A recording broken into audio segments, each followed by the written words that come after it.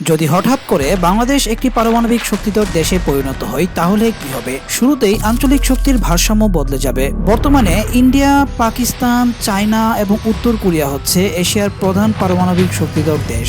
বাংলাদেশ হঠাৎ এই তালিকায় ঢুকে গেলে পুরো অঞ্চলে নতুন টেনশন তৈরি হতে পারে। বিশেষ করে ভারতের সাথে সম্পর্ক আরো সংবেদনশীল হয়ে উঠবে। দ্বিতীয়ত, দেশের নিরাপত্তা অনেক বাড়বে। কেউ সহজে আক্রমণ করার কথা ভাববে না, কারণ পারমাণবিক অস্ত্র মানে মিউচুয়াল ডিস্ট্রাকশনের ভয়। কিন্তু এর সাথে অনেক বড় ঝুঁকিও আছে। একটা ভুল সিদ্ধান্ত বা দুর্ঘটনা পুরো অঞ্চলকে বিপদের মুখে ফেলতে পারে। তৃতীয়ত, পারমাণবিক অস্ত্র দেশের প্রতিরক্ষা শক্তি বাড়াবে, কিন্তু অন্যদিকে নিষেধাজ্ঞা আসার ঝুঁকিও থাকবে। এতে রপ্তানি বা বৈদেশিক বিনিয়োগ সবকিছু ক্ষতিগ্রস্ত হতে পারে। চতুর্থত, United nation, international atomic energy agency এবং বড় পারমাণবিক শক্তিধর দেশগুলো বাংলাদেশকে চাপ দেবে, কারণ পারমাণবিক অস্ত্র ছড়িয়ে পড়া ঠেকানো তাদের প্রধান লক্ষ্য। সবশেষে, সাধারণ মানুষের জীবনে এর সরাসরি প্রভাব কম হলেও দেশের আন্তর্জাতিক ইমেজ, কূটনীতি এবং নিরাপত্তা কৌশল পুরোপুরি বদলে যাবে।